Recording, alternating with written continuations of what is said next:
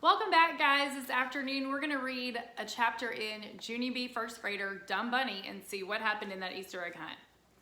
All right, this is chapter 8 and it's called Swooping. So here we go. The children ran. They ran everywhere, I tell you. They ran to and fro and up and down and back and forth and here and there. And also Roger ran sideways and Lenny ran in a circle. I watched them very fascinated. Some of the children were tackling and scuffling. Sheldon went through a shrub. Were they allowed to touch the plants? That's when Lucille's daddy blew the whistle again. Tweet, tweet, tweet. Everyone come back here right now, he shouted, really mad. And everyone came back. Sheldon had a stick in his ear. It's not good. He sputtered and stuttered and pointed at May. She pushed me. She pushed me. May pushed me through that bush. May stamped her foot. No, I did not, Sheldon. I did not push you. You pushed yourself, she said. She turned and looked at the daddy. It was the darndest thing you ever saw, she said. He shoved himself right through that bush. The daddy stood there a real long time, and then he went to a picnic bench, and he sat down really slow. And he hit himself on the head, and I went over and tapped at him. I would just like to point out that the bunny did not run, I said. The bunny was the only one who walked. May overheard me. That's because the bunny can't run, or the bunny falls down, she called. The bunny should not get credit for that. And Daddy hit himself on the head again. I walked back to Herbert. He looked kind of worried. The daddy is coming unglued, he said. I nodded. Guys, have you ever seen your parents come unglued? Have you ever seen Miss Melton come unglued? I nodded. Yes, I said, the daddy is going to need backup, I believe. Backup is the grown-up word for the police might possibly need to come. And guess what? Me and Herb were not the only ones thinking that either, because just then, Lucille's Nana hollered real loud, Enough! I have had enough of this nonsense with you children. And then she cupped her hands around her mouth and she shouted out a brand new rule. And it was called, if there is any more running or fighting, she is gonna call the cops. Guys, that might be a bit of an overreaction. I don't know.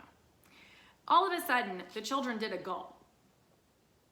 I think they were scared now. I looked at Herbert. The new rules seem a little harsh, I said. Only guess what else? The new rule worked, I think, because pretty soon the Nana started the egg hunt again, and this time, no one ran at all. No one even walked hardly.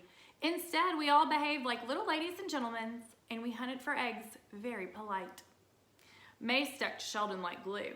I tried to stick to him too, but my giant feet could not keep up. May kept on grouching. You are not going to get the golden egg before I do, Sheldon.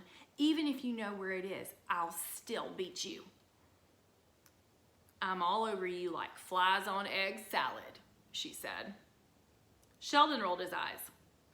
But I don't know where the golden egg is, May, he said. I've already told you that I don't know anything at all. I cut my mitts around my mouth, her big bunny paws. I believe you, Sheldon. I believe you don't know anything, I shouted. I've never thought you've known anything. After that, I hurried up to catch him, because definitely thought he knew something, of course. Sheldon turned away from me. Then all of a sudden, he glanced down at the ground, and he did a loud gasp. I see one! I see one! May and I turned to look at him. There was a bright green egg under the bushes. Sheldon clapped and laughed. Then he hurried over to pick it up. But whoosh! Scoop! May ducked underneath him speedy fast and she picked it up instead. I got it! I got it! She screeched. Then she put the egg in her basket and danced all around. Sheldon's face got sputtery mad. But before he could even yell at her, he did another gasp. I see one! He shouted even louder than before. Then he clapped his hands and he laughed real happy-like. And he hurried over, but whoosh! May beat him to it again. 2, now I have 2, she hollered. She jumped in the air and kicked her feet. I swooped. I am a swooper, she said. She ran back to Sheldon and leaned in his face. I knew I would beat you at this game. I have 2 eggs. And you and Junie B? She leaned in her head into our baskets and she said, let's count them. 0. You have 0. And I have 2. 2 to zippity 0. Sheldon looked at me really upset. I frowned up, my eyes at him. Helpful hint, I said. Stop shouting. I see one. Sheldon pointed at his magic egg shirt. But I just don't get it, Junie B, he said. My grandpa said that the egg is with me. So why is my magic shirt not working? All right, guys, do you remember what was magic about his shirt? Turn and tell your parents if they're sitting with you. If they're not, just shout it out. Right, he had spilled egg on his shirt and his grandpa told him that made the shirt magic. I looked closer at the egg dribble.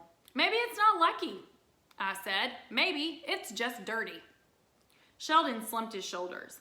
Then he reached down his finger and he flicked off the egg. Only wait till you hear this. Just as he flicked it, his eyes got big and wide again. This time I hurried to cover his mouth with my hand. But Sheldon shouted again, I see one, I see one. And then, before he could even move his feet, whoosh, swoop, scoop. May grabbed the egg number 3 and she twirled in a happy circle around us. 3, 2, 0. 3, 2, 0. Sheldon stood really still. Then, very slowly, he put down his basket and he stretched out the sides of his mouth with his fingers and he stuck his tongue out at May. That was inappropriate behavior, I believe. After that, he snatched up his basket again and he tried to rush away from May. But too bad for Sheldon because May stayed exactly right on his heels. And they were walking too fast for me to keep up. Guys, why could Junie B not keep up? Yep, she has those bunny feet on and they're making her walk really slow. I stopped and watched them go. Then I did a big sigh. And then I walked to the tree stump. And then I sat down very glum. I hate being this dumb bunny, I said, because my feet are too big and my legs are too slow and my paw mitts are way too clumsy. I slumped my shoulders and I looked at my empty basket and I did another sigh. Because let's face it, the bunny was a rotten egg. All right, that is chapter 8. So tomorrow I will read chapter 9 to you. We're about to finish the story. There are 2 more chapters. I hope you have an awesome Thursday afternoon. And thank you for working so hard. I miss you guys.